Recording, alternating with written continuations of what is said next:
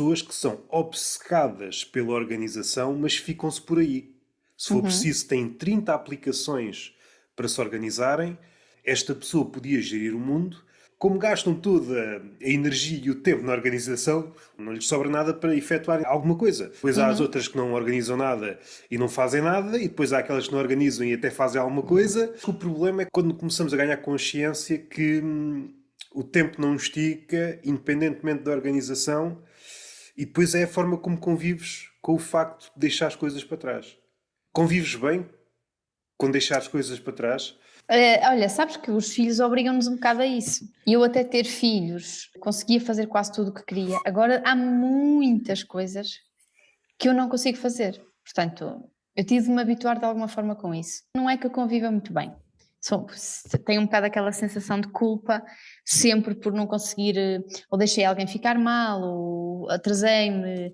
Mesmo quando faço e faço atrasado, fico sempre a sentir-me mal por me ter atrasado. Mas eu também tenho uma coisa boa comigo, que é, tirando isto tudo que é mau, ser desorganizada, procrastinadora, enfim, quando eu faço, a minha forma de executar é extremamente metódica. Tipo, imagina, eu às vezes estou a arrumar a casa e eu fico mesmo orgulhosa de mim, sabes? Eu estou a arrumar a casa, tenho pouco tempo para arrumar, mas eu tenho de arrumar a casa naquele pouco tempo. Tem de acontecer, percebes? Eu defino aquela meta para mim. Enquanto vou da cozinha para o quarto, vou ao quarto buscar o espanador. Durante o percurso que eu faço para apanhar o espanador, se eu vir 2 ou 3 objetos, pego num, noutro e penso, ok, isto é da casa de banho, isto é do quarto dos miúdos, isto é da cozinha. Zaz, zaz, zaz, zaz, zaz. E passo aquele percurso muito rápido. Também sou partidário disso. Não é que eu seja. Não sou fanático das limpezas, nem gosto de inculcar certos procedimentos nos outros. No entanto, essa é uma das coisas que me faz confusão quando alguém faz uma viagem, e neste caso uma viagem dentro de casa é uma microviagem, podendo facilmente fazer 2 ou 3 microtarefas, anda à volta, tipo pêndulo, Sim, sim. faz-me confusão. Prefiro às vezes não faças nada, porque isso faz-me confusão. Estás a gastar demasiadas calorias. Estiveste a comer É. iogurte e agora o iogurte vai-se todo. Não quero pôr a culpa toda nos teus filhos, sendo que a criança, se calhar essa palavra às vezes diz pouco, seria melhor chamar essas criaturas vampiros de tempo. Ok. E em casa ou em qualquer sítio onde possam ir, o que eles fazem é uma espécie de arquitetura do desastre. Vão pondo coisas para que algo eventualmente aconteça. Vão desmantelando coisas, normalmente não fazem o processo reverso de voltar a montar ou voltar a arrumar. Fica. E se calhar eles é que estão certos, vamos ver. Há de aparecer alguém que há de voltar a pôr tudo no mesmo sítio, e como eles não têm uma memória a médio e longo prazo, tudo se repete. Se acreditarmos que uma das versões do inferno é a repetição da mesma cena vezes sem conta, o que as crianças vêm trazer ao mundo é uma espécie de simulacro do inferno. Preparar os pais, se eventualmente forem para o inferno, ok, é isto, já estou habituado. Certo. É aquela pergunta que não dá para fazer. Terias de ter filhos de 5 em 5 anos. Enquanto mulher e enquanto pessoa, como é que percepcionas a criança nos últimos tempos? Tens as tuas, hás de ver outras. Consegues ver alguma mudança? Ou as crianças estão mais ou menos a mesma coisa, ou estão-se a transformar o bicho ainda mais irrequieto? Eu tenho a visão de pessoa que mantém uma distância de segurança, tal como os Do ursos. inferno. Um bicho selvagem que precisas de manter uma distância de segurança. Os biólogos até te dizem, não te aproximes porque ele não sabe reagir à tua presença. E é assim que eu Sim. faço com os seres minúsculos. Qual é a tua percepção em relação aos catreiros? Não é muito otimista. Claro que isto de alguma forma é discurso de velho, não é? Eu, certamente que a geração antes de nós e os nossos pais sempre se queixaram de nós e de que nós somos diferentes e que nós não sabemos trabalhar, não é? Eu lembro-me de sempre ouvir o meu pai dizer que a minha geração não sabia trabalhar, não é? Era uma geração que estudava muito, mas que depois fazer está quieto. Eu estarei exatamente no mesmo papel que o meu pai, embora isso não me agrade, mas eu acho que de facto há uma mudança que na minha opinião é pior, mas se calhar não é pior, não faço ideia. Eu acho que será pior, mas posso estar enganada, mas há uma mudança muito, muito significativa no modo como as crianças hoje em dia se comportam. E elas comportam-se de uma forma quando estão entretidas, não é? E comportam-se de uma forma totalmente diferente quando não estão. E aqui, por entretenimento, falemos de tecnologias, não é? Supostamente as crianças deviam entreter-se brincando, explorando, conhecendo, e hoje em dia elas ocupam-se de uma forma totalmente diferente, parecem anjos, mas quando tu lhes tiras essas muletas... São palavras tuas, parecem anjos, não é aquela palavra que me ocorreria, mas ok. Há uma imagem que me choca sempre bastante, que é, tu vais, por exemplo, a um centro comercial, vais a um shopping, não é? Estás num shopping e vês crianças que já andam, não é? Que já andam, não estão a dar os primeiros passos, são crianças que já andam, têm idade para não só conseguirem andar, como deverem andar. E os pais levam-nas dentro de carrinhos, onde elas já nem cabem. Porquê? Porque não há carrinhos para a idade delas, e os pais metem-nos dentro desse carrinho com um telemóvel na mão, os pais andam a passear pelo shopping e a criança vai com o telemóvel na mão. Tu, se não olhares para baixo, nem te apercebes que está ali uma criança, porque elas, de facto, enquanto estão hipnotizadas por aquilo, não há crianças, parecem anjos desse ponto de vista.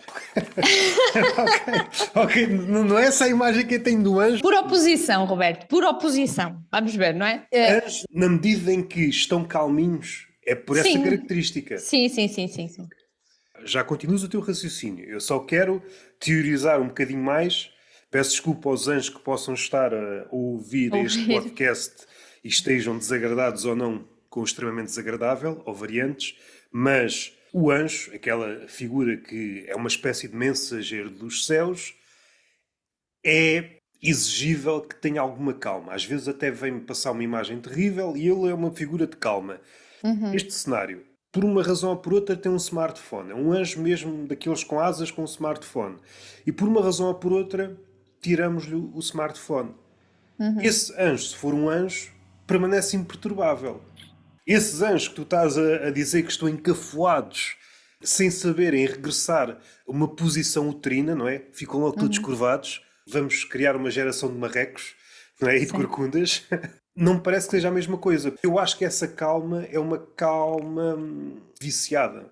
Porque basta tirares, acaba-se essa hipnose. Mas era precisamente aí que eu ia chegar. Dizia que parecem anjos porque, aparentemente, são crianças pacíficas, não é? Que não estão a dar trabalho, o que por si só, por muito que custa aos pais, e a mim às vezes também me custa, o que por si só seria o normal. Ou melhor, o que por si só é estranho, porque uma criança não é suposto ser um ser calmo. Uma criança devia ocupar muito espaço, não é? Devia fazer muito barulho, devia destruir, devia espalhar brinquedos pela casa como fazem. E a verdade é que é mesmo isso, é que tu vês um extremo muito grande entre uma criança que está hipnotizada e assim que aquele estímulo do tablet ou do telemóvel lhe é tirado, ou entra uma publicidade na imagem que está a dar, começa a dar a publicidade, aquela criança descontrola-se, sabes? Parece que estão agarrados àquilo para viver. Parece que, de repente, aquilo é uma espécie de oxigênio. Se tu lhe tiras, eles entram em instinto de sobrevivência. A minha forma de viver está aqui em risco. E é muito perturbador. Eu sou uma mãe um bocadinho... E alguns até estrabucham logo. Muito! Isso, como se estivessem mesmo a lutar pela vida. Estão a estrabuchar. Ai. De forma exageradamente violenta até. Às vezes a forma como reagem com os pais, já para não falar que depois a interação que têm com os pais, por norma, é só com um gemido ou com um grunhido e nem sequer conseguem... E essa interação não reside apenas na família. Também passa para a escola. Não? Já temos vários... Já vês isso, mas sabes que cada vez mais vês isso e cada vez mais isso passa a ser o normal e cada vez mais tu tens também educadores que gostam de tecnologia, que usam muita tecnologia durante o dia e que, portanto, cada vez menos estranham que as crianças queiram e que precisem daquilo para aprender. Pensando em tecnologia, pensando em smartphones e tablets. Tornaram-se tão omnipresentes que o que estranhas é se eles se ausentarem. Sim, porque nós estamos a falar de crianças, mas se tu vais a um jantar de amigos... Ou exatamente, é exatamente igual. Numa copa de almoço num sítio qualquer, as pessoas estão a comer agarradas ao telemóvel e muitas vezes estás a falar para elas, elas só percebem à segunda ou à terceira que estás a falar para elas porque estão hipnotizadas por aquilo e eu não me estou a tirar da equação, atenção, também tenho os meus momentos de algum vício, porque é um vício para nós todos. É fácil e dá aquela ilusão. É só uma questão de tempo até acharmos qualquer coisa que nos diz algo. Mas à medida que nos aprofundamos nessa ligação doentia, percebemos que esse algo nunca chega. Tal como qualquer viciado numa droga, nós vamos precisando sempre de uma dose cada vez maior. E há um ponto em que não chega. Podias, se houvesse essa possibilidade, tipo aquele ganso que é obrigado a que o fígado fique grande para posteriormente dar foie gras, abrir bem as goelas e espetar todas as redes sociais goela abaixo. Mesmo assim não chegaria. Mesmo assim não chegaria. Indo ao início do problema, eu vejo a criança como uma espécie de infinito em botão.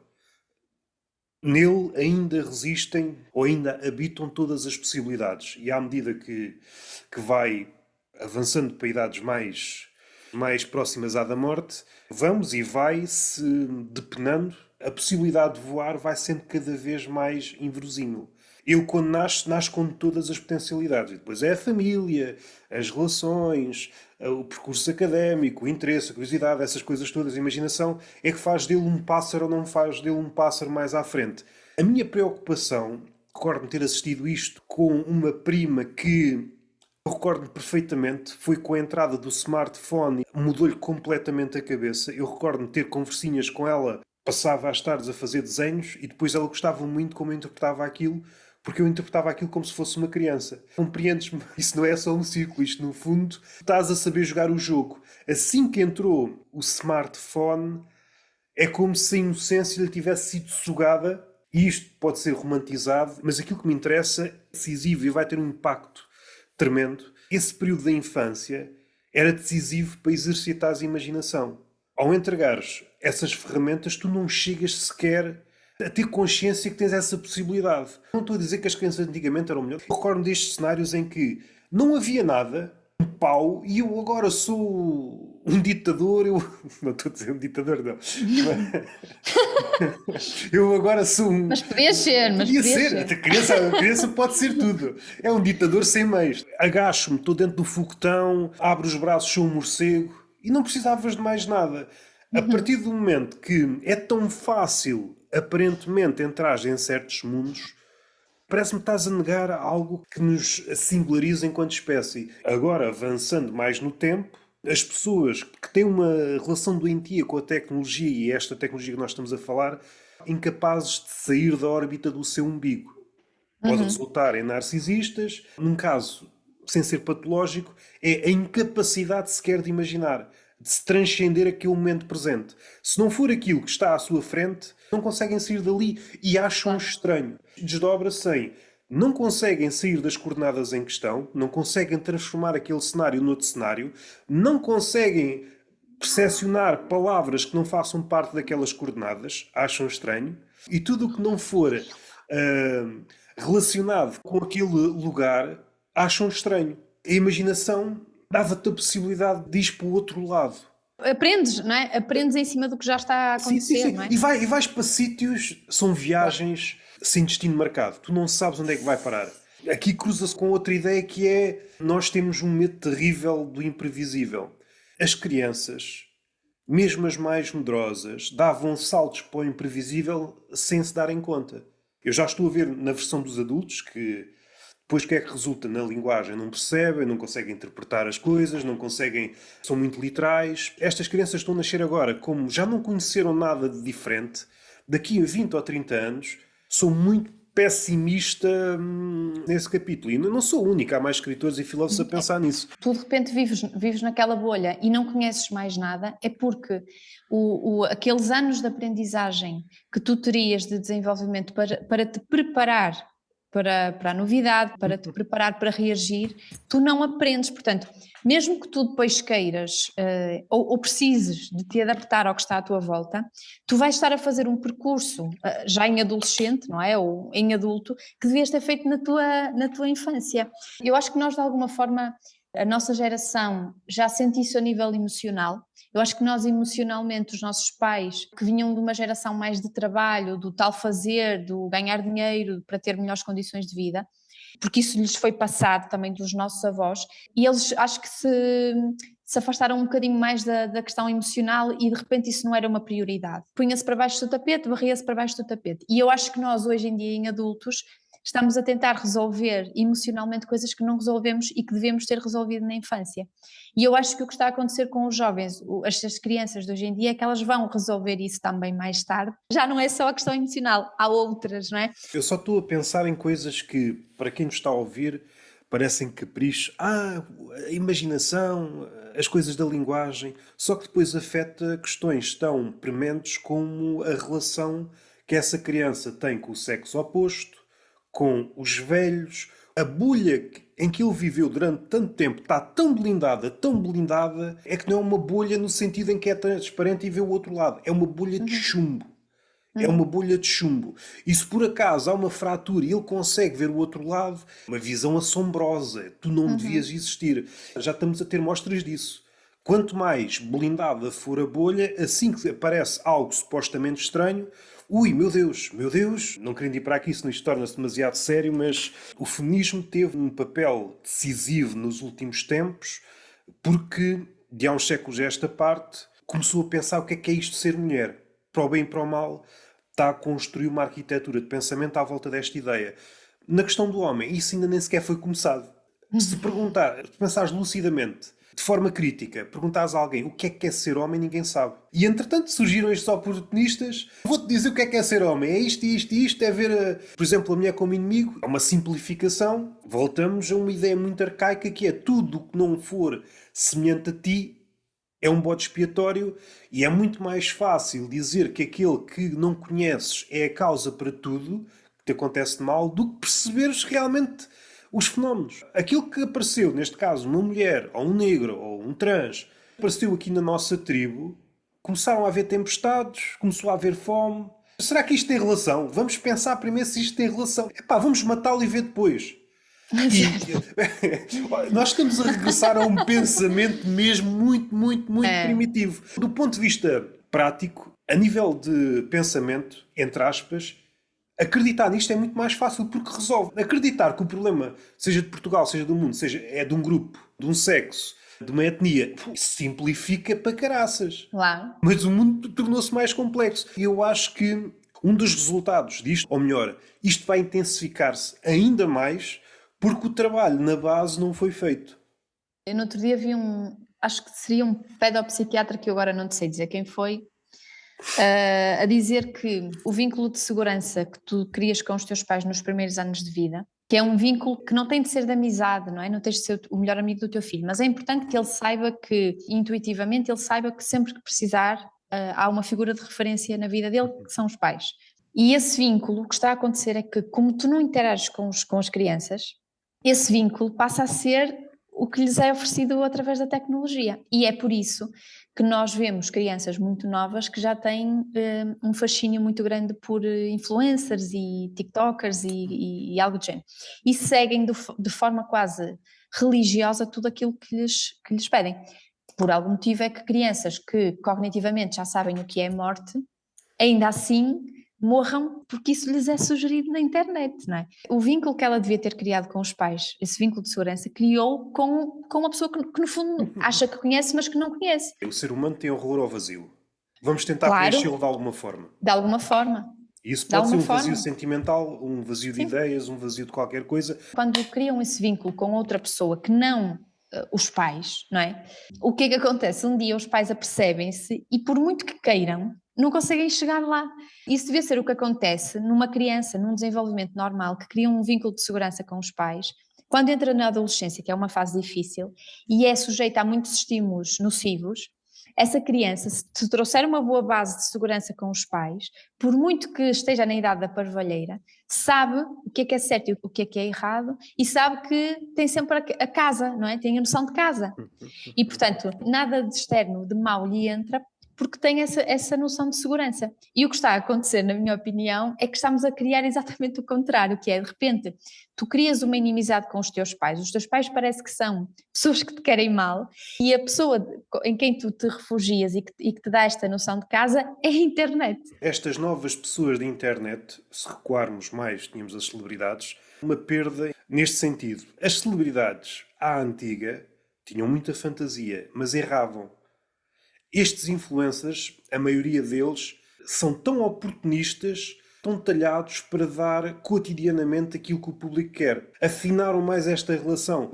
E se do outro lado essa miopia tiver aparecido precocemente, vão achar que é um modelo a seguir, é um modelo enquanto template porque ele precisa de vender e depois torna-se ainda mais perverso porque antes havia uma espécie de barreira de vergonha ou certos limites não eram transpostos. Esta figura do influencer é uma figura maioritariamente invertebrada. Vai para onde estiver a dar. Tipo uma vela. Ao aprofundarem a relação com o influencer, vendo nele o modelo, ele está a sugerir um produto, querem um produto. Uma roupa, querem uma roupa. Está nos limites mais ou menos humanos, se assim lhe pudermos chamar. O pior é quando começa a entrar propostas duvidosas, do género cursos manhosos para não sei o quê, cursos não sei o quê de masculinidade. E De que depois forma o é que tu flagelo deves pensar, não é? Exatamente, e depois o flagelo das apostas, das cenas que eu acho que temos de pensar urgentemente para os putos e para... Eu não sei o que é que aconteceu ao espírito crítico nos últimos 5, 10 anos. O jogo é uma cena e agora entrou-nos pela casa adentro. É toda a gente, vais ao YouTube, é de 5 em 5 minutos, há uma cena. Eu acho que há mais casas de apostas do que, sei lá, o que é que talhos. Bom, é o meu youtuber, eu reconheço nele alguma veracidade, pego no cartão dos meus pais, vou estourar algumas centenas ou milhares de euros e depois logo se vê. Mas é o tal vazio do que tu falavas há bocado, não é? Tu podes fazer isso procurando drogas, procurando jogo, procurando seja qualquer tipo de vício Mas que ao menos preencha esse vazio. não quero fazer apologia das drogas, mas as drogas às vezes redundavam em alguma arte. Eu não estou a ver ninguém a gastar dinheiros com fartura em apostas ilegais e depois tornar-se um músico. Não me parece que haja uma ligação.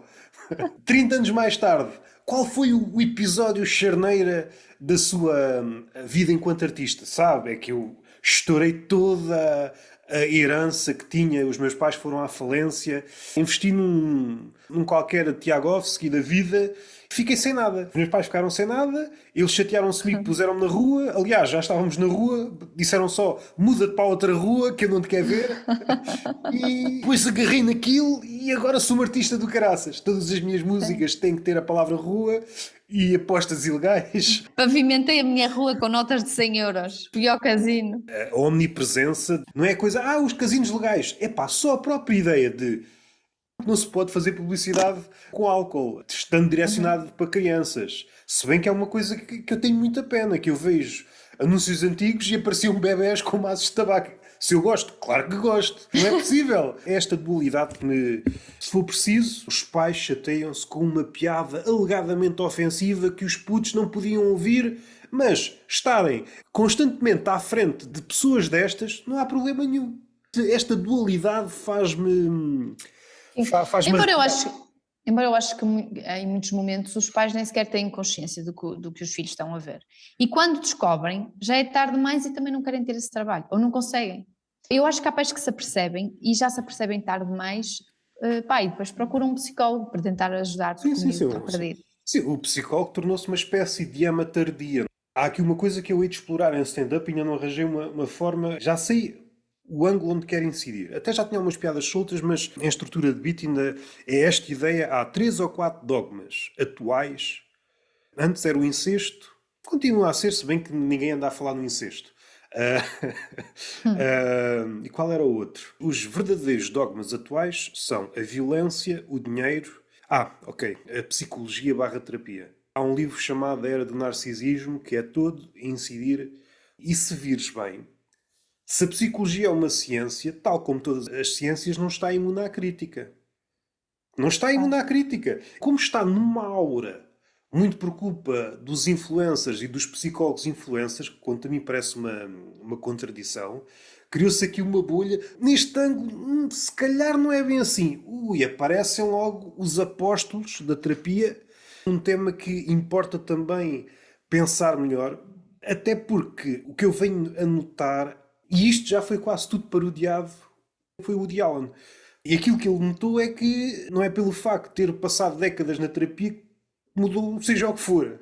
Eu noto, sobretudo nas pessoas de elite, uma espécie de... Lavar as minhas mãos. Uma espécie de certificado, olhem para mim como estou melhor, mas se fores analisar a vida dessas pessoas, até porque muita dessa vida é exibi-la, tu percebes Olha, tu estás exatamente igual. Ou Uhum. pior. Eu não estou a dizer que é um embuste tremendo a psicologia e a psiquiatria. Eu estou a dizer é que deve ser criticável e perceber, porque no meio disto tudo há embusteiros, sobretudo nos cruzamentos psicólogo, psicólogo, ativista, barra guru motivacional, barra coach. Onde é que começa aquilo que é ciência e onde é que acaba? Bom, esquecendo isto não interessa para nada. Olha, tu não pensei, eu estava à espera que tu me perguntasses o que é que eu acho da morte do Papa Francisco. O que é que tu achas, para parecer bué natural, o que é que tu achas da morte do Papa Chico? Não tenho opinião, estava só à espera que me perguntasses. Tens uma veia religiosa, ou pelo menos a tua família, eu A recordo-me minha família, sim. A minha mãe está tranquila, olha, eu pensei que ia apanhá-la. E agora, à hora do almoço, estive com ela, pensei que ia apanhar com balida, mas até me pareceu mais ou menos ligeira. E eu, rijo bem à sim, morte do sim, e Papa. eu testei terreno muito ao de leve, eu já nem sei o que é que disse, fiz só um comentáriozinho. Mãe, então eu morri no dia era melhor ter morrido no dia de Páscoa, que era um dia mais.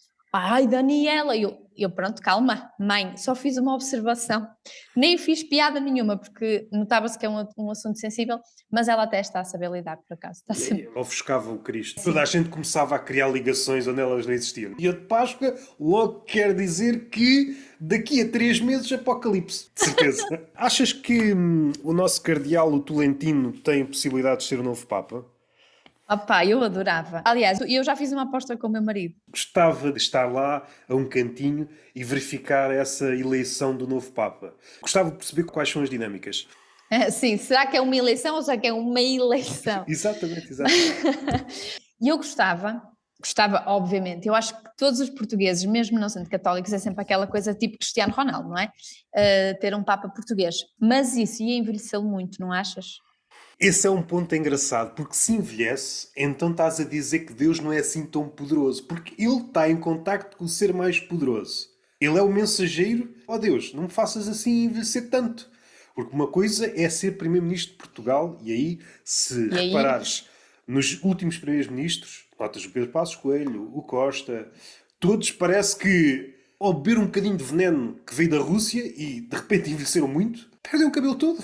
Ou seja, a uhum. política portuguesa é tipo cancro. E é por isso que É eles tipo, é por isso que eles não podem aguentar mais que 2 mandatos. Com o terceiro morriam. É mais por isso, não é pela Constituição. não tens essa sensação? Eu, por exemplo, há bocado estava a passar imagens do Papa há uns anos, também não sei precisar há quantos, mas ele era bem mais. Morreu com 88, o Isso, pontificado 88. foi 12, logo é só tirar 12 aos 88, 76. Entrou com Ai. 76 para a vida papal. Um, pá, 12 anos não é muito tempo, embora naquela idade, se calhar, Se calhar 12 é muito. anos pesa mais. Mas eu não sei, eu acho que ele tinha um ar mais jovem e tenho a sensação que todos eles envelhecem sempre muito. Eu acho que não deve ser nada fácil ser Papa. A vida A vida papal, papal, o que é que achas que o faz envelhecer? eu acho que ele deve ter muita Achas, interferência política. ok, política exterior ou aquela corte de figuras que potencialmente serão o próximo Papa, os cardeais, aquilo é um ninho de cobras. E eu acho que ele deve ter muita pressão, sabes? Dependendo dos países, mas ele deve ter muita pressão. Tudo aquilo que ele diz acaba sempre por ter um impacto mundial, não é? Ele não deve poder dizer assim tanto aquilo que quer, ele deve ter de medir bem as palavras, não só para ser sensato, mas também estrategicamente. E eu acho que isso deve ser uma pressão e que nós não conseguimos, para além dessa gestão mais de casa que dizes, que também não deve ser fácil, porque sabe, aquilo tem muito dinheiro, não é? A igreja tem muito dinheiro. E se tem muito dinheiro, tem sempre tudo para haver muita confusão, não é? Como em qualquer outra organização. Portanto, há muita gente interessada no poder, haverá certamente um lado não romântico da igreja que deve ser bem feio. E esses escândalos, todos a igreja está associada e ele depois tem de dar a cara por isso, não é? Não deve ser E nada fácil. nós assistimos à trajetória já em idade adulta. Ele entrou de uma forma e saiu de outra. Ele entrou com um tom disruptivo, uma palavra da moda, e acabou como um Papa qualquer. Ele já estava a dizer o que outro Papa qualquer poderia dizer. E não sei se é pelo facto, nós esquecemos, ele ao entrar com 76 anos, já não se lhe pede um vigor. Uhum. Uma pessoa com 76 anos pode estar boa, mas para avançar para maratonas intelectuais, tem que ver mesmo com o cansaço, a tua disponibilidade. À medida que te aproximas da morte, isso nota-se quase dia para dia. Que nos últimos meses, nos últimos anos, criou um belo conjunto de bacuradas mesmo. O ponto decisivo foi no episódio Charlie Hebdo. Uma mudança nesta ideia de liberdade de expressão. A primeira vaga, sim, somos todos Charlie. E afinal não, afinal já ninguém é. Já ninguém é, e ele foi um dos primeiros que me dissessem qualquer coisa desse género. Se dissessem qualquer coisa sobre a minha mãe, também levavam um murro e etc, etc. Coisas que não é expectável ouvir da boca de um Papa. Deus é amor, mas só para aquilo que lhe convém. Receber o teu contrário. A Bíblia tem algumas ideias fascinantes. Antes havia esta ideia, ainda há, que é dente por dente. Dente por dente, olho por olho. E quando Jesus apareceu, deves amar o próximo. É uma espécie de corte com o que está para trás. As palavras de Jesus, no melhor sentido, não. Continua a velha lei, as massas. Quando acontece qualquer coisa, epá, que ele fez aquilo, devia-lhe acontecer a mesma coisa. Continuamos com a mesma mente desde o início dos inícios. Seja como for, apareceu uma figura, porque ela é histórica, seja mais branco ou mais escuro, Jesus apareceu e deve ter sido de tal forma. Suponho que não subiu aos céus, mas enquanto cá esteve, antes da crucificação, disse algumas das coisas que inspiraram pessoas a fazer coisas tremendas. Deus é amor, porra, uma ideia do caraças. Mas depois acontece aquilo que acontece com todas as ideias. O homem vai acabando por subverter tudo. E entretanto, amor é tudo, Deus é tudo. É uma espécie de Deus customizável. Para não usar a palavra do Senhor em vão, amor customizável, personalizável. É um amor que dá para todos e para todas as intenções. E o melhor é o meu, não é? Há um bocado esta ideia do... Claro. O meu amor é que é um bom amor. Gostaria de ver esta discussão nestes moldes com todas as religiões. O meu amor é que é bom. Ora, então. Bem posicionado o nosso cardeal. Quando ele esteve doente, foi ele que o substituiu. Foi uma espécie de substituto. Eu fui ver há bocado, por curiosidade, uma notícia que dizia que no Vaticano ele é uma das pessoas apontadas para a substituição. Claro que concordo contigo. Não será só, acho eu, uma votação em que escrevem num papelinho qual é o nome e ponto final. Eu acho que deve haver aqui muitas questões envolvidas. Mas eu, enquanto portuguesa, gostava muito que o próximo Papa fosse português, sem dúvida. Para mim não me dava nada. Acho engraçado. Sim, é isso. Se houvesse camisolas e cascóis do Tolentino Mendonça, tu não compravas? Ei, fica-te mal dizer isso. Fica mal, e eu até vou dizer uma coisa que ainda me fica mais mal. Não percebo a ida dos humoristas ao Vaticano e, mais que isso, os humoristas, depois da ida, dizer o Papa abençoou. Como se fosse preciso o Papa abençoar, seja o que for, para fazeres humor. Transtornou-me a um nível que tu não queiras imaginar. Agora o Papa deu a bênção, dá vontade de ressuscitar todos os humoristas desde o início. Olha bem porque é que estes gajos estão a dizer. Eu não acompanho muito futebol. E eu nunca fui do Vitória. Do Vitória, que faz parte da cidade de Guimarães. Não lhe vamos chamar Vitória de Guimarães porque isso é mentira, ok? Não é assim o nome. Mas eu nunca fui, mas na altura em que andava aí namorada e coisas do género com vitorianos, e eu fui lá ao estádio.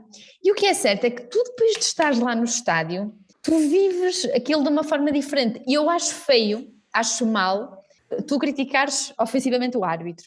Mas o que é certo é que eu também já o fiz. E não foi planeado, aquilo não fazia parte da minha essência. Mas naquele sítio... não planeado. Naquele sítio, tu vives aquilo. E eu acho que pode ter sido isso que aconteceu.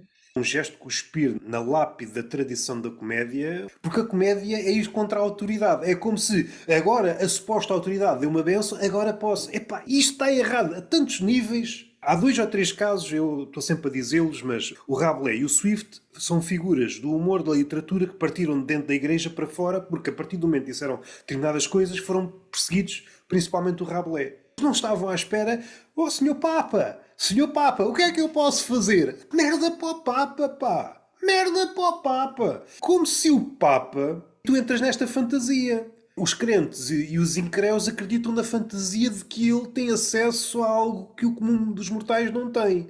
Eu acho que é incompatível com o facto de seres humorista. Se tu acreditas nisso, não sei, pá, faz-me. Esta ideia de que alguém. É que isso depois podes desdobrar e dirigir-te para relações mais terra a terra. É como se tivesse de aparecer alguém para te dizer o que é que tu fazes. É como se existisse sempre uma figura a quem tu atribuis uma autoridade para tudo. Supondo, antes de uma relação sexual, tinha de aparecer uma espécie de emissário. Pode fazer. Antes de começar qualquer relação, pode fazer. Antes de começar qualquer trabalho, sim, dou a minha bênção. É introduzir burocracia em algo que deve ser selvagem. E para mim faz-me uma confusão. Sim, sim, sim. Eu Essa percebo, noção. gosto da Bíblia enquanto livro, enquanto repositório de ideias. Não vou mais longe. Por exemplo, o Gregório do Vivier vai mais longe dizendo que a Bíblia é um mau livro. E eu acho que, se calhar, não leu os capítulos certos. Não leu os capítulos certos, os livros certos. O Cântico dos Cânticos é provavelmente, naquele registro, a nível erótico, que é engraçado encontrá-lo na Bíblia, das coisas mais belas jamais feitas. Quem diz isso, diz o livro de Jonas, o livro pequeno, etc, etc. Pode não gostar na totalidade, mas dizer que aquilo é um livro mal escrito, dá vontade de pegar no avião e ter com o Gregório de Vivier, vamos ler a Bíblia agora do início. Vamos falar das coisas só por falar. É mais ou menos a opinião comum, não interessa se dissermos, porque ninguém vai discordar, porque, tal como gosto de outros livros. O Alcorão conheço menos, conheço partes entre aspas, da Bíblia hindu, eu não sei se diz assim Mahabharata. Há um livro dentro desse grande livro que eu gosto muito. Gosto enquanto repositório porque eu sinto que uma parte da humanidade e da sua visão em relação ao mundo, coisas que mudaram, outras coisas permanecem imutáveis, fazer daquilo uma espécie de rastilho para um fanatismo, isto é assim, só pode ser assim, não consigo dar esse passo. Eu concordo contigo, a benção no sentido de aprovação e de autorização, isso não faz obviamente sentido nenhum, e é óbvio que não é por o Papa achar que nós podemos fazer piadas sobre a Igreja que nós passamos a poder fazer piadas sobre a Não, Igreja. mas foi sobretudo isso que me consternou. Foi a reação quase infantil de alguns humoristas que, nomeadamente, recordo-me de uma, a Maria Rueff. Agora podemos fazer, mas sempre pudeste, minha filha. A Maria Rueff é muito católica, não é? A Maria Rueff é muito católica e eu lembro-me, se eu não estou em erro, de uma altura ouvir uma entrevista dela que dizia que na altura em que o Herman começou a fazer sketches a gozar com a Igreja, que ela tinha alguma dificuldade em fazê-lo, porque ela é tão católica que achava que aí eventualmente seria Castigada. os limites, não, seriam os limites do humor. Eu Posso estar enganada, mas tenho quase a certeza que eu ouvi falar sobre isso e ela de facto é uma pessoa muito católica. A presença dela ali não me choca minimamente, porque eu percebo que para ela a ideia de poder estar reunida na mesma sala que o Papa é uma ideia de sonho, não é? Creio eu. Acredito que para ela tenha sido um dos momentos altos da vida dela, não é? No caso da Maria Rueff, nos restantes, nem sei, e lá está. Eu acho que de alguma forma algumas pessoas poderão ter passado essa mensagem, mais até, não, a mensagem não teria sido tanto para eles, mas para o mundo, no sentido em que as pessoas estão sempre a criticar tudo, parece que nós nunca podemos fazer piadas sobre nada, e estão a ver, se até o Papa diz, porque é que vocês, não é? Se o Papa não se importa, porque é que aí, tu que estás em casa te importas? Sim, também é uma leitura, e parece uma leitura ajuizada, só que também demonstra uma espécie de infantilidade no poder das palavras do Papa. Como se o Papa, a partir do momento que diz isso, influenciasse o mundo. E, de há uns anos para cá, não há qualquer ligação. Até te digo o contrário. Eu recordo de algumas palavras, vários discursos à volta de uma coisa em específico. Ele insurgiu-se contra as pessoas que, em vez de terem filhos, têm cães e os tratam como se fossem filhos. Já queriam a cabeça do Papa. Não posso chamar o meu Bobby de filho. Caraças, vou já ao Vaticano. Isso demonstra a infantilidade do pensamento. O Papa não tem esse poder. Já teve. Nos séculos passados já teve, decretava, é lei. Agora não. É uma figura, continua a ser importante, não é anónima. Até as palavras chegarem a nós já vêm diluídas. E enquanto humorista, ter uma ligação tão próxima, ou seja, é outra forma de fé. É fé na religião e é fé nas palavras que aquela pessoa diz em relação ao humor ou a outra coisa. Eu percebo isso, que a fé é insondável, mas para contrapor, não faltam no mundo exemplos que contestam a debilidade das palavras, seja deste Papa, seja de outros. Caso contrário, não havia guerras, eles bem fartam-se de dizer que acabem com as guerras, não há efeito nenhum, não há efeito nenhum. A minha parte ainda mais crítica, a discussão devia começar aqui. Porque é que uma figura tão poderosa como o Papa ou outras semelhantes, apesar de dizerem algo que está mal no mundo, o mundo continua assim, o que é que está aqui a falhar? E agora perceber, com ele, com a ajuda dele, com outros, reunirmos e perceber realmente, às vezes, o facto dessas pessoas falarem determinadas coisas que nós gostamos, que nos reconfortam, parece que nos impede de agir. Ok, está feito. Não está feito. Não está feito. Agora é que se começa. Estou a pensar no Papa como alguns ativistas que estão mais importados a dizerem um som de byte correto na altura certa e descansam. Pronto, está feito. Não está feito. Começou agora. Nós somos facilmente ludibriados pelas palavras de alguém que admiramos ou achamos uma autoridade em determinado assunto. Pode ir para o sítio de inércia ou pode ir para um sítio em que há um louco qualquer como o Hitler, nós achamos, gosto daquela cantiga e vamos por aí. É necessário exigir mais a quem está do outro lado. Neste caso público, neste caso audiência, neste caso crentes. A questão da fé não é uma questão de certeza, eu acho que é uma questão de dúvida. Se regressar à Bíblia, é isso que está lá. É a questão de como é que consegues conviver com a dúvida. Mas como a dúvida é uma coisa que demora muito tempo, não é? Nós gostamos de uma coisa fechada. Aquilo que há é uma espécie de fé mastigada. É uma fé pronta a vestir, pronta a usar. A minha relação com Deus está feita. Ou a minha ausência de relação. E é por isso que depois outras ideias mais mastigáveis têm mais aceitação. O que há mais é, eu não acredito em Deus, mas acredito no universo. Não é? Como se o universo... Como se o universo não fosse uma coisa que tu vês, não é? O que eu acho, agora para aliviar um pouco, é que essas pessoas quando dizem isso, acreditam que são o próximo salto evolutivo. Eu descobri a cena. Vocês ainda acreditam nas vossas merdas, mas eu já acredito no universo. As mesmas pessoas que não acreditam em horóscopos, que horóscopos basicamente é uma leitura de uma parte do universo, mas acreditam no tudo acreditam, no particular não acreditam. E eu acho isso fantástico, fantástico. Mas humoristas é pontapés. Mas não achas que é igualmente ridículo as pessoas que dizem que são o seu próprio Deus? Isso é outra loucura. Preferia acreditar num planeta distante. Fogo, 30 vezes, não é? Dá a dizer assim, opá, eu acredito em Deus, não sei quem é, como é, quando é que nasceu, se morreu, se está vivo, quero lá saber, mas eu acredito. Eu preferia isso do que dizer que eu sou a minha própria deusa. Pá, acho... Alguém disse isso recentemente. Parece-me que o Gustavo Santos diria algo facilmente como... Não, eu conheço mesmo pessoas que dizem isso. Atenção. Eu sou uma pessoa que me sei rodear. Sabes-te rodear de Deus, não é? É sim. Pai, não, por acaso não tenho feito as amizades certas, só me relaciono com mortais. Só me relaciono com mortais. Não sei se já a verbalizei. Não é que seja condenável a ponto de não poder ser verbalizada. Quando se pensa em ditadores, há muitos, há poucos. Mas se todas as pessoas tivessem meios para serem ditadores, começavam a aparecer ditadores em cada esquina. Há pessoas que têm um ditador em potência. Mesmo aquelas que partem de um sítio bom, podes ter uma ideia boa, mas quando tu acreditas fanaticamente numa ideia e não dás margem para o diálogo, vai resvalar sempre. Vai resvalar sempre em tirania. Eu acho fascinante as pessoas que acreditam no universo. Eu no máximo acredito na Lua porque, segundo a ciência, modifica as marés. É até onde eu vou. Eu até acho que já fiz aqui numa conversa uma brincadeira, partindo dessa relação, ok, se marés, água, eu sou 70% de água, logo pelo menos 70% de mim é influenciado pela Lua. Se eu estiver no mar, às tantas a Lua não sabe se eu faço parte da água, posso ser todo influenciado e vir tirar à praia, eu não sou influenciável. A forma como facilmente abdicamos de ter sentido crítico. Eu acho que nestas questões em particular o desconhecimento causa-te muita angústia, não é? Tudo aquilo que nós não dominamos e não conhecemos de facto, e ainda por cima é um tema que explora muito a questão da morte, não é? E a morte é uma das principais dúvidas que nós temos, não é? O que é que acontece depois da morte? Então, como é um tema que te causa angústia, a maior parte das pessoas prefere ter respostas, mesmo que sejam respostas incompletas, preferem ter respostas do que ter perguntas. Aquela sensação de varrer para baixo do tapete. É sim, ponto. E não questiones. Em relação à senhora Daniela, o que é que tu preferes? Dúvidas ou certezas? /respostas? Eu prefiro dúvidas, não parecendo que estou espiritualmente mais elevada do que tu, eu prefiro... Pronto, já estás próxima a estágio evolutivo, ok? Estás a olhar para mim como se eu fosse um primata.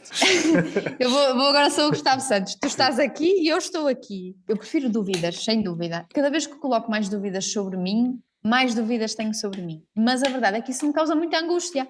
E há dias em que eu não estou para me chatear. Percebes? Há dias em que é só, Daniela, para de pensar, é só viver hoje. Hoje não te questiones sobre o que é que tens de mudar em ti, o que é que não está a resultar, se estás a cumprir ou não aquilo a que te propões. Há outros dias em que eu estou um bocadinho mais romântica e penso mais nisso. Óbvio, não quer dizer que consiga pôr sempre em prática, mas eu gosto muito de me questionar. Não só sobre mim, mas gosto muito de me questionar sobre tudo. Particularizando na comédia, quando é que foi a última vez que questionaste a Daniela na comédia?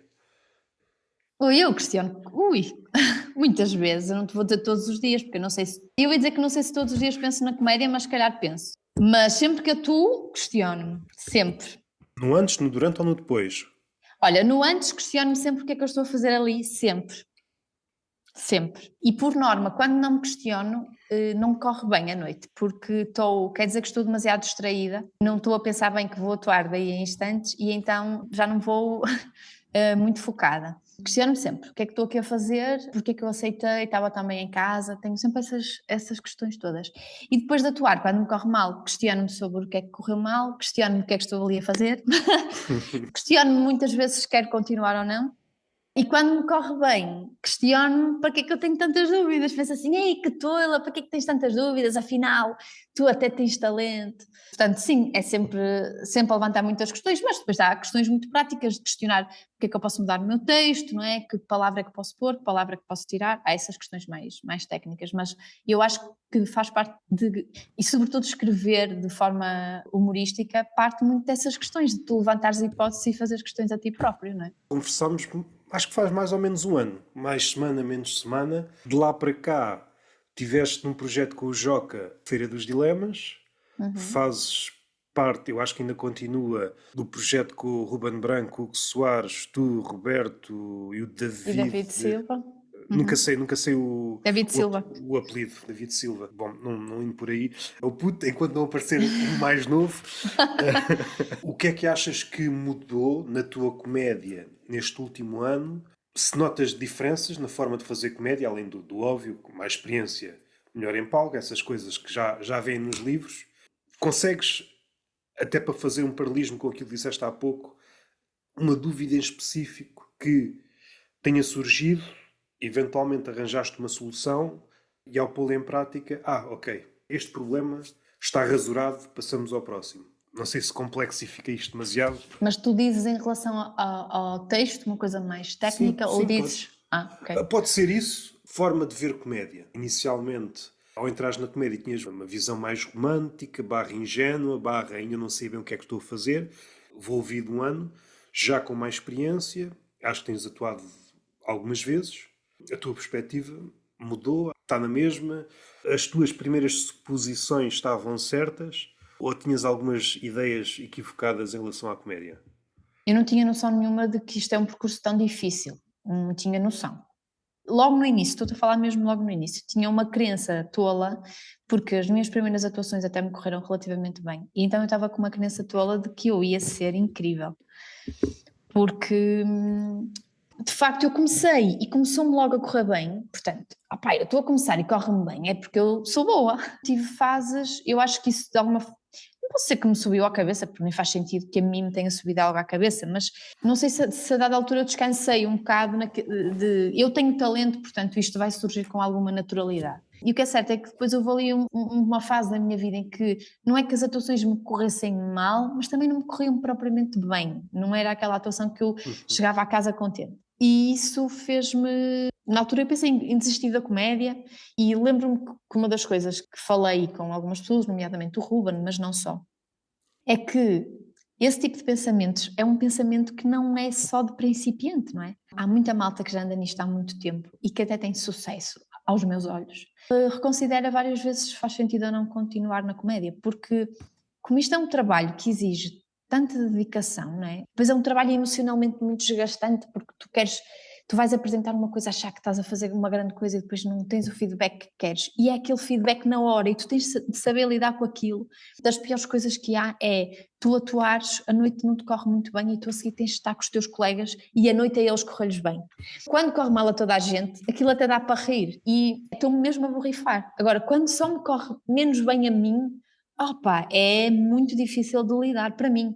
é muito difícil de lidar, porque está tudo com aquele estado de graça de quem partiu a casa, e tu estás ali e pensas assim, o que é que eu estou aqui a fazer? Eu ia-me já embora. Eu acho que uma das coisas que eu senti este ano foi sobretudo isso. É de facto um trabalho que exige muito trabalho, muita resiliência, tu tens mesmo muito de querer isto, isso não há dúvida nenhuma. E de que as noites também só têm esse valor, não é? Aquela noite só tem o valor daquela noite, não tem mais valor para além desse. Depois é preciso trabalhar em cima disso, mas não valorizar demasiado. Há coisas que eu já começo a ver, tu estavas-me a falar do texto, não te consigo agora dar nenhum exemplo em concreto, mas às vezes pôres a mão a simular a ação que estás a dizer oralmente, aquela imagem na pessoa, não é? Cria um cenário diferente, não é? E aquela mão pode ser uma mão que está realmente a descrever a ação, mas ela ao mesmo tempo pode ter um segundo significado que te vai explicar a punch que vem a seguir. Eu acho que nisso já começo a ter um bocadinho mais de leitura disso, e também já começo aos pouquinhos a ter um bocadinho mais de leitura do público, que para mim era os maiores bichos de sete cabeças, quando os meus colegas diziam tens de saber ler o público e ver o que é que está a entrar e o que é que não está a entrar. Eu tinha muita dificuldade em fazer isso, eu acho que ainda tenho, acho que estou um bocadinho melhor, mas eu tenho muita dificuldade, porque ainda estou tão centrada em tentar fazer bem o que tenho para fazer, sabes? Que eu ainda não estou... Se eu tivesse de imaginar duas setas, uma a ir para o público e outra do público em direção a minha ainda está muito a negrito, sabes? E a que vem do público para cá ainda é muito fininha. Portanto, eu não consigo ainda ter este equilíbrio. É fininha, mas venenosa. Não queres Às lá. vezes é. Notas alguma mudança? Eu, por acaso, não me recordo se nós passámos por esse tema na primeira conversa. Duas, mas uma no outro podcast, mais javardona. Se quiserem ouvir, está em Evangelho segundo o Vergalho. E de voltar com aquelas entrevistas, tenho de criar novas perguntas. Notas alguma diferença no teu processo criativo? Eu não me recordo se passámos por aí na primeira conversa. Sim, eu antes vigiava-me muito. E o que é que me acontecia? Às vezes vinha-me uma ideia à cabeça e eu pensava assim, não, eu sobre isto não vou falar. E muitas delas era por eu ser mulher. Eu não quero falar sobre sexo porque uma mulher a falar sobre sexo, eu acho que o público já vai resistir um bocado. E então eu não quero falar sobre isso. E o que é que me acontecia? Às vezes eu apetecia-me falar sobre coisas e eu não o fazia porque eu já estava a antecipar que se calhar o público não ia gostar. Fez parte deste ano também chegar à conclusão, não sei se certa ou errada, mas eu cheguei à conclusão, pelo menos, de que, de facto, se há altura na minha vida em que eu posso escrever sobre aquilo que eu quero, é agora, não é? Mas eu já trazia essas rédeas muito em mim, sabes? De, não vou escrever sobre isto porque acho que as pessoas não vão gostar. E não é eu ficar bem, porque eu nunca me preocupei com o facto de ficar bem. Eu queria era que resultasse, não é? Não me interessa falar sobre tudo aquilo que eu quero se depois as pessoas não se riem. Eu quero que as pessoas se riam. E eu tinha um bocado este receio de falar sobre determinadas coisas e que o público pudesse resistir um bocado àquilo que eu estava a dizer por ser mulher. E hoje em dia já estou um bocadinho mais solta em relação a isso. Se me apetece escrever sobre aquele tema, eu escrevo. E levo ao palco. E se não correr bem, é o que é. O processo é escrito de uma ponta à outra até à vírgula, ou é uma coisa mais em bruto e vais afinando à medida que testes o texto? Por norma, o que é que faço? Eu fico um período enorme sem escrever, porque parece que nunca tenho ideias, não sei sobre o que é que quero escrever, nada de jeito, e depois de repente lembro-me de uma situação ou uma coisa que acho graça e digo assim, isto se calhar tem graça. E por norma, nesse dia e no dia a seguir, sobretudo à noite ao deitar, eu lembro-me de mais 2 ou 3 piadas para acrescentar àquilo. E eu estou nessa fase, engraçado, estou nessa fase em que no outro dia lembrei-me de uma coisa que me aconteceu na escola. Pensei, eu acho que isto é um ângulo engraçado. Então, fiquei com essa na cabeça. Ao deitar-me, tive mais uma ou duas, que por norma até me acontece. É engraçado. Acontece-me deitar-me e não consigo dormir porque estou com aquilo na cabeça. Então, volto a sair da cama, escrevo as ideias, depois vou dormir. E no dia a seguir, 1 ou 2 dias a seguir, ainda continuo a ter algumas ideias. O que é que eu tenho de fazer agora? Tenho 4 ou 5 ideias neste momento, tenho de me sentar a escrevê-las. Quem pensa que é fácil ser humorista, acordar à meia da noite uma frase às vezes. Ainda cometo muitas vezes esse erro, tento cometer cada vez menos, que é, eu às vezes tenho uma ideia e penso assim, ok, eu agora não vou escrever, mas não faz mal. Eu tenho a certeza, esta ideia é tão boa, é tão forte, isto fez parte da minha vida, isto ainda por cima foi uma coisa que aconteceu, eu nunca mais me vou esquecer. Eu tenho a certeza que logo vou saber, logo já não sei. Nem faço ideia do que é que eu estava a falar sequer. Aí, sobretudo tendo o telemóvel à mão, eu tenho mesmo de me levantar da cama, até porque se eu não escrever, não consigo adormecer facilmente, porque estou com aquilo sempre na minha cabeça. Assim, escrevendo, fica o assunto arrumado. Eu às vezes era apanhado nessa armadilha quando me aparecia uma ideia e não fosse uma online. Se for uma online, eu normalmente escrevo, pode ainda ser alvo de reparos, mas era fácil chegar a ela depois. Mas quando é uma ideia maior ou já uma ideia para um beat, às vezes cometi o erro de meter só a premissa ou uma coisa muito ligeira e depois lembro. Agora o que eu tento é. Ainda não sei bem para onde é que quero levar aquilo, mas tento pôr vários blocos daquele universo para tentar que isso não aconteça. Porque caso contrário, sei lá, tenho uma coisa escrita acerca do príncipezinho que envelheceu no seu planeta. Se fosse só isto, ok. Era só este ângulo dele envelhecer, só que tem mais coisas à volta. E eu tive que escrever logo tudo.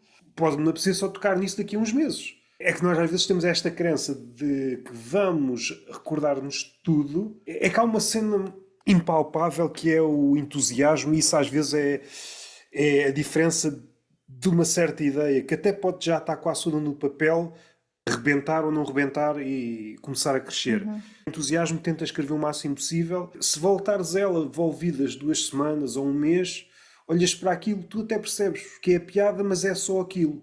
E quando estavas a ter entusiasmo, aquilo desdobrava-se em 30 coisas. Sim, sim, sim. Quase do domínio das pessoas que acreditam no universo, tens de apanhar esse momento do entusiasmo. Emocionalmente ligado àquilo que escreveste, não é? Posteriormente, feito este trabalho, até se calhar trabalhas melhor deixando ir o entusiasmo, porque aí, mais friamente, trocar a palavra, pôr aqui um corte, uma pausa e por aí vai. Mas já são trabalhos de acabamento. De acabamento, se levares a pau e não funcionar, pôr no estaleiro, também pode acontecer. Sim, sim, sim, sim. Neste exercício primeiro, que é um exercício de fé, de que aquilo que pões no papel vai resultar em palco, pelo menos ainda não estou muito preocupado com isso. É como se a primeira etapa pode ser a última, que é pôr no papel. Depois o resto logo se há de ver. O que é que tens visto ultimamente relacionado com comédia? Eu sei que tu és uma mulher segmentadora. Tens tempo para ver comédia fora das vezes que atuas? Olha, Roberto, eu atuo e trabalho, não é? Para além do trabalho do stand-up, trabalho durante o dia e depois tenho 2 filhos e neste momento estou em mudança de casa.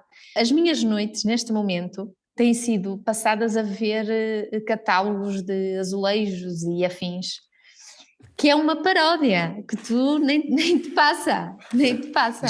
Já te suscitou piadas? Ainda não. Preciso de alguma distância e tempo em relação ao que me está a acontecer para poder começar a fazer piadas sobre isso. Fazem falta piadas sobre azulejos, não sei se sabes. Fogo. Cerâmica. Conheces alguém que faz piadas sobre cerâmica?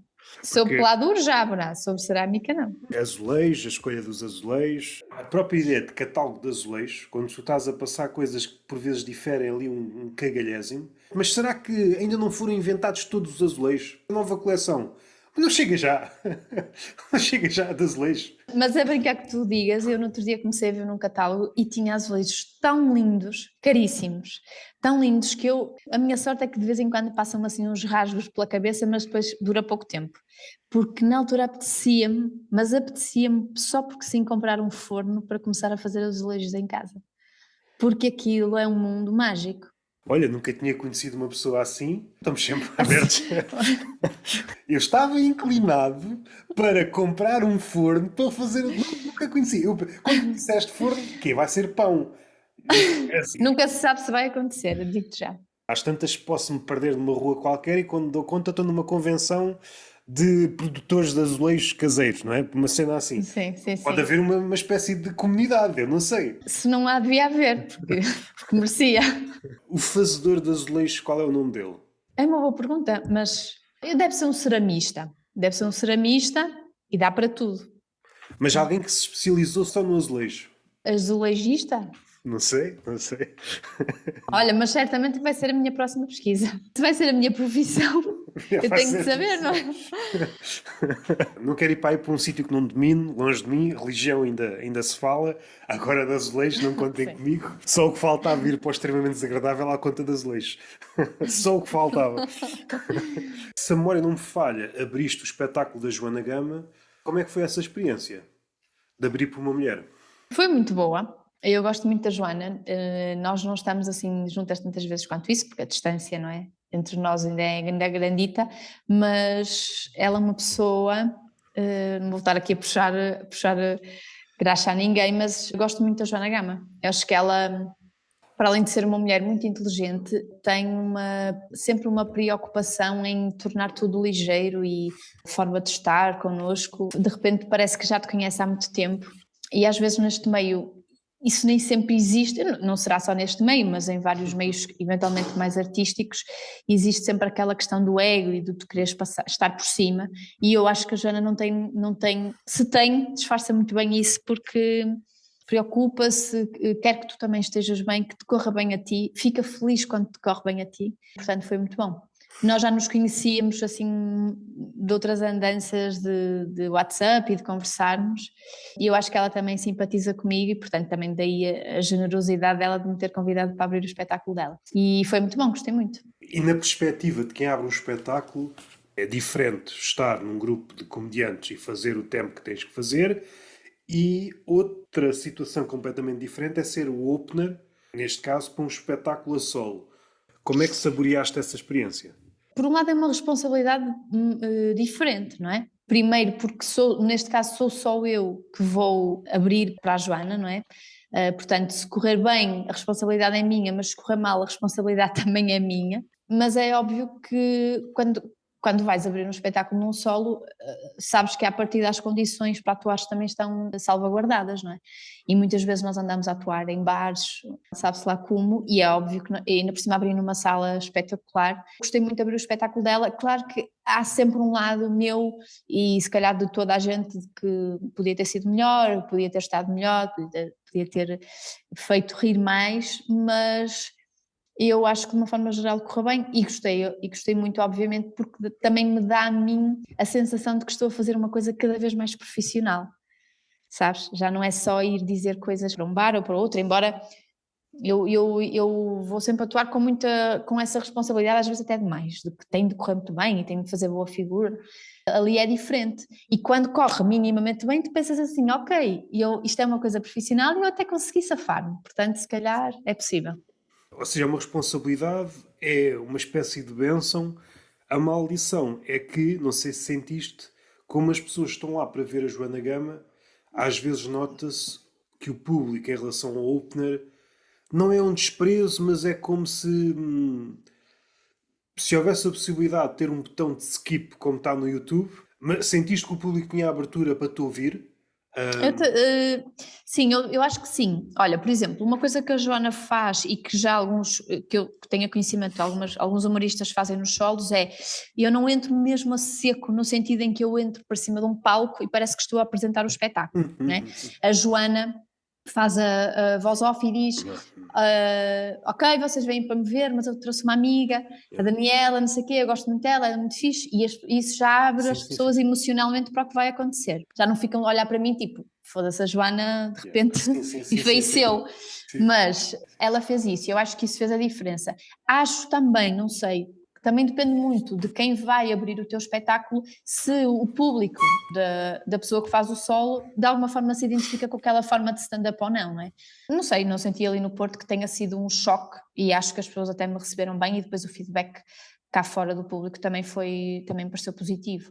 Mas percebo o que dizes e faz algum sentido. Eu há pouco tempo fui ver o solo do Roberto e eu não sabia se alguém ia abrir o espetáculo dele ou não, do Roberto Correia, e entretanto, não sei o que, convosco o Bruno Azevedo. E as pessoas que foram comigo ver o espetáculo ficaram a olhar para mim tipo, Bruno Azevedo, mas não foi esta pessoa que tu me disseste. Mas isso dava quase um documentário, E de repente era o solo do Bruno Azevedo. O Roberto só aparecia no fim para bater palmas.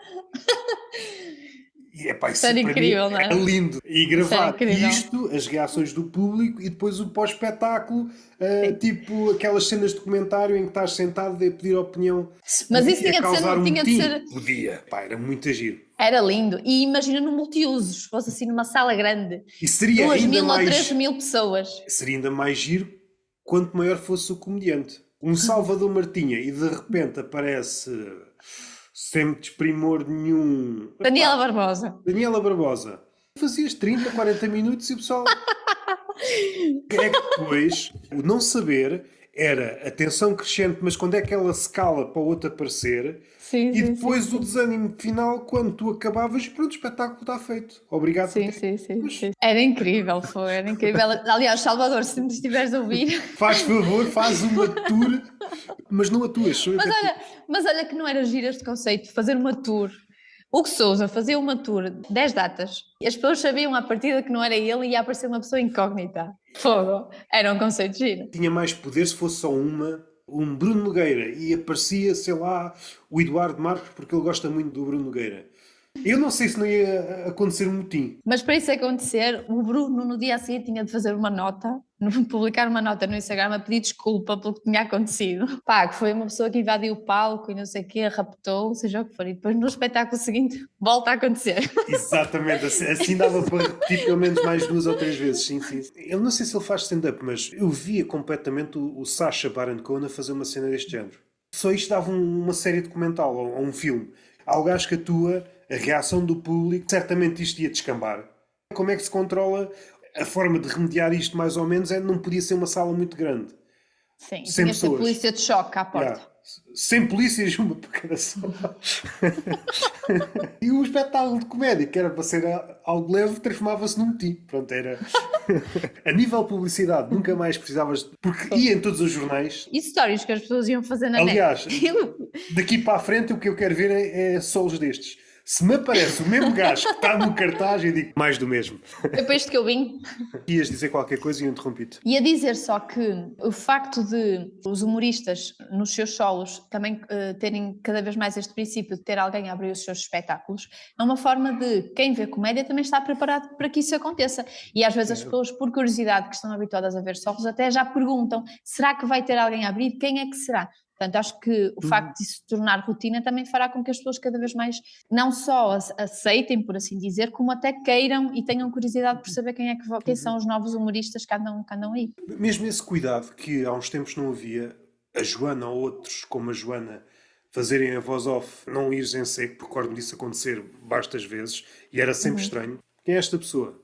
A partir de uma certa altura, acho que 10, 15, eventualmente 20 minutos, ok, mais do que isso já estão a tirar tempo do comediante que as pessoas pagaram para ver, não é? E as pessoas obviamente preferem entre ver alguém que está a fazer 10 minutos e até lhe está a correr bem e ver menos de 10 minutos do Hugo Sousa, ok, agora se calhar perder 20 minutos que seriam do Hugo Sousa, se calhar já não querem, não é? Faz algum sentido. E mesmo que não seja a questão de perder, porque se for preciso o Hugo Sousa tem um espetáculo de 1h10 ou de 20, ou seja, ou do que for, tu, enquanto público, certamente dás-te conta disso nas tuas atuações e mesmo sem estar em ambiente de comédia, o tempo de atenção das pessoas, em média, baixa muito. E daí que, se olhares para a duração dos especiais, está tudo a regredir. Claro. Ainda hoje estava a ler um livro de um autor que eu hei de falar aqui no Tertúlio de Mentirosos e estava a reler porque já o tinha lido. Os cientistas da Google verificaram que há um peixe qualquer, vermelho, não sei quantas, que tem uma atenção de 9 segundos, não, de 8 segundos, e as pessoas em média têm 9, ou seja, a diferença de 1 segundo. Nós estamos a fazer conteúdos para peixe, e o peixe se calhar tem aquela atenção desde há centenas de anos, ou milhares de anos, ou milhões de anos. Eu suspeito que já tivemos mais tempo de atenção, suspeito. Qualquer dia até o peixe pode gozar connosco. Ou gozam entre eles. Estás mesmo com a cabeça de humano. Não guardas nada aí. A vantagem é que é um músculo, não é? No sentido em que tu consegues exercitar, não é? Se tu ficares muito tempo sem exercitar, diminui. Mas depois quando queres treinar consegues melhorar. Mas sem dúvida, nota-se muito. E um dos desafios é tu também conseguires manter uma noite em pé até ao final. Não é fácil, não é nada fácil. Ainda por cima, muitas das noites de stand-up são à semana, durante os dias da semana. As pessoas estão cansadas, os humoristas estão cansados e a partir de uma certa hora as pessoas até podem estar a gostar, mas já estão a fazer contas, há menos meia hora de sono que vão ter e, portanto, não é fácil. É um dos desafios, sem dúvida. Há uma expressão que o Gonçalo M. Tavares forjou para a literatura, que é a literatura para cansados, que ele estava a dividir uns livros à séria, isto de forma grosseira. Eu não estou essas não foram as palavras dele, que ele disse que foi literatura para cansados, mas a divisão entre literatura à séria e literatura, a nova literatura, que é entrega de tudo. É para pessoas que já estão cansadas, estamos a caminhar para uma sociedade onde trabalhamos mais, e depois há esta ética do empreendedorismo, torna-se uma espécie de vampiro que suga de fora trabalho. Não é? A cena do desenvolvimento pessoal é outro vampiro. Faças o que fizeres, por mais bem organizado que sejas, o dia tem as horas que tem, para todos. Claro. Exceto nos Açores, que é menos humor, não estou a brincar. E é uma cena que me parece que fica mais visível com a idade. Não há aqui uma forma de fazer batota com o tempo. Tens de trabalhar com o que tens. Em relação à comédia, eu acho que há aqui algo mais pernicioso. Pois, se está toda a gente cansada, há certo tipo de comédia que não vai funcionar se o comediante está consciente disso. Há comédia que ele se calhar já nem vai trazer a palco porque sabe disso. Se experienciar isto durante muito tempo, isso ataca-o na origem. Mesmo no processo de criação, ele já não vai querer fazer isto. O público está cansado, eu vou estar cansado. Eu próprio, às vezes, há ideias que eu tenho, eu vou estar cansado nesse dia, eu preciso estar no meu melhor para levar esta ideia a palco. Porque caso contrário, isto desmorona tudo. Vou esquartejar o beat e levo um quarto, como é um quarto de presunto, nunca entendi isso, porque eu já juntei 4 quartos de presunto e não faz um presunto. Um presunto inteiro. É um presunto que raio de matemáticas excelências. Porque eu pensei, olha, belo negócio, eu vou levar 4 destes. E eu até cheguei lá à senhora que está lá a fatiar o presunto, vamos lá fazer isto como se fosse no infantário. Isto é um quarto, 4 destes, 4 quartos faz uma unidade. Mas tu se calhar levaste o 4 quartos iguais, tinhas de ter levado 4 quartos diferentes, percebes? Tu levaste 4, as peças do puzzle eram todas iguais. Chamem aquilo um 20avos de presunto. Eu compro um 20avos de presunto e assim, se juntar os 20, tenho uma pata de presunto. Assim está bem.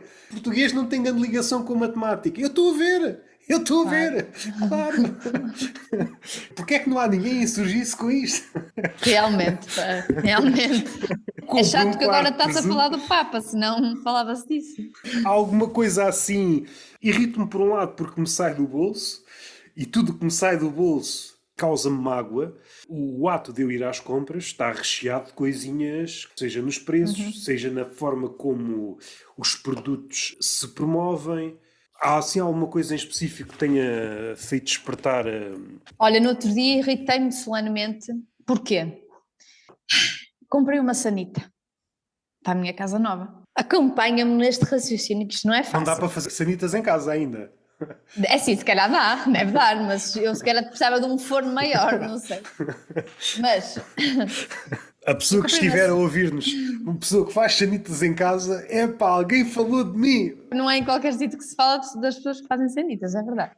Comprei uma sanita e basicamente, Roberto, as sanitas têm uma saída, não é, da água, que pode ser horizontal, que sai para a parede, ou vertical, que sai para o chão. E eu comprei uma sanita versátil, que tanto pode ser para a parede como para o chão. Muito bem, uma sanita inclusiva é o que eu quero. Comprei a sanita e ela pô-la. O que é que acontece? Aquela sanita trazia um tubo com curva, ou seja, um tubo apropriado para a saída para o chão. Fui à loja e disse assim, olha, houve aqui um engano, porque o tubo que eu quero é um tubo para a parede, eu não quero um tubo para o chão. Mas esta sanita, ela é dual, portanto ela dá para a parede e para o chão, mas esta vem só com o tubo para o chão. Eu disse, pois, mas a questão é essa, é que eu quero um que dá para a parede. Ela disse, não, quando quero para a parede depois tenho de comprar um à parte. Eu disse, desculpe, mas o que é que eu faço com isto? Eu não posso trocar. Ela, não, isso é uma espécie de lixo que vem com a sanita. É cocó de sanita. Caraças, meu! Tu achas isto normal? Tipo, se já sabem que aquilo é lixo na maior parte das vezes, porquê é que não substituíram, ou quanto muito dão à pessoa a opção de dizer assim, olha, você quer um assim ou um assim? Não é? Antes de comprares, porquê que não tem as duas opções logo para tu poderes escolher? Então é a cena versátil, menos versátil todos os tempos. O meu marido me disse assim, entregavas na loja? Assim, não, jamais eu vou entregar na loja aquilo. Aquilo é uma espécie de roubo, que é, tu tens de comprar isto, mas isto não te vai servir de nada. Generalizando, eu acho que houve aqui uma espécie de mudança de abordagem. Não tenho comprado sanitas. Tenho sido... Tens sanita? Tenho sanita. Se alguma vez, agora vou estar a par, pergunto, isso aí serve para alguma coisa ou é lixo de sanita? Isto diz que é versátil, é mesmo versátil? E eu até peço, para si o que é ser versátil. E a pessoa, não sei, não sabe, então não tem condições para vender uma sanita versátil. Você é o tipo de pessoa que acredita em Deus ou no universo. E logo aí... Entretanto, no Japão já há sanitas topo de gama que, se for preciso, saem para cima. Não sei como é que eles fazem. E aqui diz que é versátil e não é versátil. É mais outra camada. Por dizerem que é versátil, é mais cara. É mais cara porque tem mais uma possibilidade. E eu chego a casa, não é versátil. Quem tem de ser versátil sou eu, porque eu de repente Exatamente. pensei que tinha a sanita e afinal vou ter de andar agora faz favor, a ir a uma loja comprar um tubo que eu nem sei comprar, não é? E eu é que tenho de ser versátil. É como aquelas pessoas que, numa entrevista de emprego, corrompem um currículo dizendo que sabem fazer tudo e mais alguma coisa. Na entrevista de emprego são Leonardo da Vinci. E o outro lado acreditam, olha, estou a contratar o Leonardo da Vinci no primeiro dia de emprego. Mas tu não sabes desenhar, não sabes escultura, não sabes construir engenhos militares, não sabes... Está bem, mas chame-me Leonardo. O que eu acho que aconteceu é que se perdeu esta vergonha de... Acontece em várias áreas da sociedade, mas aqui deve ter sido das primeiras. Eu já tenho notado esta divisão bastante clara no momento em que estás a comprar. Eu sinto sempre que sou o Eddie Murphy no primeiro filme do Príncipe em Nova Iorque. Sou rodeado e, entretanto, há uma senhora que, se for preciso, está numa piscina e diz que me está a lavar o meu pénis real. Nunca mais me esqueci desta deixa. Mas assim que tu compras, já ninguém te lava o pénis. Já ninguém te lava o pénis. Ninguém quer saber o que é que tu compraste. E, se for preciso, questiona. Mas isto é mesmo uma sanita? Será que comprou aqui? Você é a mesma pessoa. Entram as dúvidas. Agora somos todos filósofos. E é mesmo fascinante. É este momento. O ato da compra modifica tudo. E eu gostava que houvesse uma forma de contrato qualquer, garante-me, tipo casamento, garante-me, a nossa relação não vai mudar quando eu comprar este produto. Eu só quero saber isto. Vai continuar a regar a nossa relação, tal como uma flor. Muda completamente. Se aquilo se mantivesse, é para a grande relação que nós tínhamos. Eu se calhar até comprava mais 4 sanitas não sabendo onde as pôr. Sem precisar, é Sem isso. precisar, gostaria de voltar aqui. Esse era o pretexto. Vendo sanitas, eu compro sanitas. Preciso, não preciso. Vou atulhando da garagem de sanitas. Há uma decalagem entre o primeiro momento, que é o momento da compra, e o momento em que percebes que houve uma avaria qualquer, respondendo como se é normal. Não é normal. Eu fui alvo de uma burla. Diante daquilo que aconteceu, reagem a daquelas frases que eu acho que já disse no podcast que eu tenho só o túnel de vento, um conjunto de frases. Uma delas é: isto nunca tinha acontecido. Não é? Nunca aconteceu. Comprei há uns tempos, era um carregador num telemóvel que, espanto-se, não carregava. Utilizei-o logo, cheguei lá, eu comprei um carregador de telemóvel que não carrega. Olharam para mim, isso nunca aconteceu. E continuam como se a repetição daquilo... Ok, nunca aconteceu, o outlier, eu vou ter que lidar com isto. Normalmente vem a seguir, quando esta não funciona. Mas acabámos de vender 4 ou 5. Eu não sei quantos é que vocês venderam, pá.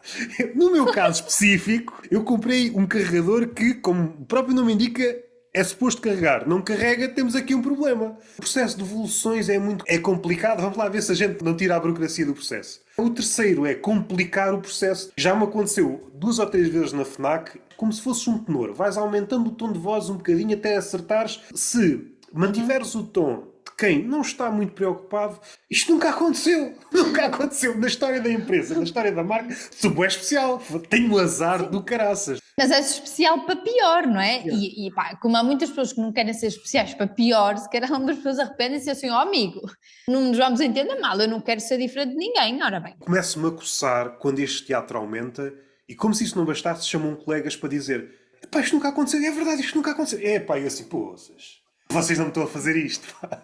Vocês não me estão a fazer isto. O gerente nunca está, que é uma figura, mas depois, se forçares, ele aparece. E também era uma questão que eu gostava de fazer, que nunca faço. Alguém que não está, depois está. A diferença de estar e não estar é quando queres muito. É se eu acreditar nos meus sonhos, o gerente aparece. É porque ele não estava, ele não está cá. E depois eu forço, ele aparece. Mas... tá. É como os bebés, não é? Eu tenho este poder. Não está cá. Eu não sabia que tinha este poder. Eu quando quero mesmo uma coisa, a coisa acontece. Epá, agora vamos trocar isso por gerente por outra coisa qualquer. Vai saber e tu és o teu próprio Deus. Epá, fogo, grande callback, boa. E cada vez irrito mais. Uma das cenas que mais... Epá, agora estás a levantar coisas que eu já tinha fechado. Tu estás muito transtornado, eu estou a ver, estou a sentir. Não querendo estar aqui a dizer marcas, agora é uma burocracia. Mas eu comprei isto ontem, pá, mas isto agora temos de falar com o nosso... Vamos lá ver uma coisa, amigos. Eu comprei isto ontem, para um propósito. Não cumpre o propósito. Mas devolvemos. Se calhar já nem compro nada aqui nesta loja. Eu já não compro aqui nada. Há uns tempos, nem foi para mim, foi para o meu pai, ele quis comprar o antivírus. Quis comprar um antivírus e disse, saca-se, não, quer comprar. Tá, compras o antivírus. Comprei o antivírus e o DVD do antivírus vinha com um problema. Não dava. E qual foi a solução que os meninos arranjaram? Deram-me uma cópia, a marca deu-me uma cópia. E eu assim, vocês estão a brincar comigo. Eu evito piratear e vocês dão-me uma cópia, pegam num CD virgem, vocês acabam comigo. Esqueçam. Eu achei que isso nem era possível. É aquela empresa começada por F. Nós não podemos fazer nada. Tu, a partir do momento que dizes que não responsabilizas, está feito. Não. Não é só dizeres isso. Vamos lá ver uma coisa. Eu comprei isto. A coisa não funciona. Não deixei passar grande tempo. Fui burlado. É isto que aconteceu. Está bem, a gente resolve. Isto é pós apanhados. Eu não recorro à pirataria. Ou seja, eu estou a financiar a pirataria. É isto que está a acontecer. Eu vou sacar quando chegar a casa. Não se preocupem. Não se preocupem. Peço desculpa por terem gasto no CD virgem, mas já me aconteceu cenas do Arco da Velha. E a recorrência com que acontecem é cada vez maior. Parece-me ser kármico. Ia dizer como quem atrai malucos, eu também atraio malucos. Há sempre esta coisa de uma espécie de galardão. Eu atraio malucos, não, eu também atraio malucos. Eu é que atraio malucos. Eu é que atraio malucos. Vamos lá. Eu é que atraio. Eu evito ir à rua para não atrair malucos. Eu às vezes abro a porta, em vez de estarem moscas, estão malucos, 4 ou 5 malucos assim à espera para conviver comigo. Eu até tenho um beat que só fiz 2 vezes. Até já vi pessoas a fazer algo do género. Uma espécie de descrever a zona onde vivem. Estás a descrever 2 ou 3 figuras que diríamos malucos. Eu não vou dizer onde é que moro no Algarve. Creio que estou num sítio em Portugal, para não dizer do mundo, onde a densidade de malucos é a maior. Normalmente há uma aldeia que tem 1 ou 2 malucos. Eu tenho 100. Mesinda, as gajas boas e Algarve malucos. Sim. Sabes onde é que há gajos malucos? É nesta terra. É uma cena. E depois os malucos que eu ouço de outros sítios, isto aqui era uma pessoa normal. Aqui era uma pessoa normal. Tem várias histórias. Isso dá para fazer quase um só à volta destas histórias. Que me faz rir, pelo menos a mim, e às vezes, é por isso que eu não utilizei mais, às vezes funciona muito bem, outras vezes não funciona. Só para fechar, há uma história que eu sempre me recordo disto, faz-me rir, de alguém que morreu numa esplanada, a dona do estabelecimento fechou o sítio e só deu meio-dia do dia seguinte, e quando chegou a polícia, então não notou que o senhor estava morto. Ele sempre foi muito quieto. E esta resposta é das coisas mais engraçadas que eu já ouvi na vida. Porque tu montas o cenário. Um bêbado, pronto, morre ali, fica ali. Passa o dia, a senhora fecha o estabelecimento, volta a abrir, ele continua lá. Era aquele que chegava antes, olha, chegou aqui, já está a dormir, deixa-o estar. Depois alguém comunicou, a polícia veio e, confrontado com isto, foi a resposta que ela deu.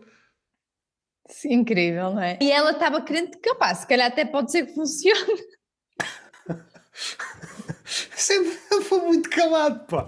Com uma naturalidade. Isto é comédia. Eu pensei que ele estava a dormir e toda a gente sabe que ele tem um mal a acordar e eu ia acordá-lo. Não, deixa estar. Deixou estar a cheirar mal. Ele também já cheirava mal da bebida. E isso não aparecesse a polícia ainda lá estava. Estava conservado em álcool, aguentava mais uns tempos.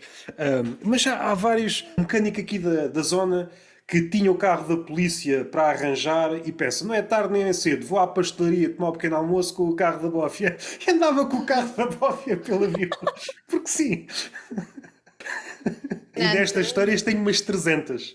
Acredito. Eu acho meio fascinante as pessoas que vivem nesse mundo, sabes? São pessoas que parece que se estão meio a cagar, mas no bom sentido. Deixa lá experimentar. Há assim uma espécie de inocência nessa forma de agir. Sim, quando é inocência, mas depois há outras que é raia à maluquice. Quando era mais novo, uma noite no Voeiro, eu ainda não conduzia. Eu sei que ia num carro de alguém, mas vemos alguém de tronco nu a sair do nevoeiro montado num cavalo. A dizer, caralho! E tu, olhamos uns para os outros, se calhar não devíamos ter bebido tanto. Imagina um gajo, tronco nu, de madrugada, nevoeiro cerrado, e sai do nevoeiro um gajo a cavalo a dizer, caralho! Quando virámos ali, saímos da realidade e fomos para um mundo paralelo. Isto é outra coisa. E, sei lá, um gajo com um machado a dizer que matava a mulher, sendo que a mulher já estava morta há não sei quanto tempo. E depois há um momento em que ele se dá conta e diz: foda-se, já cheguei tarde.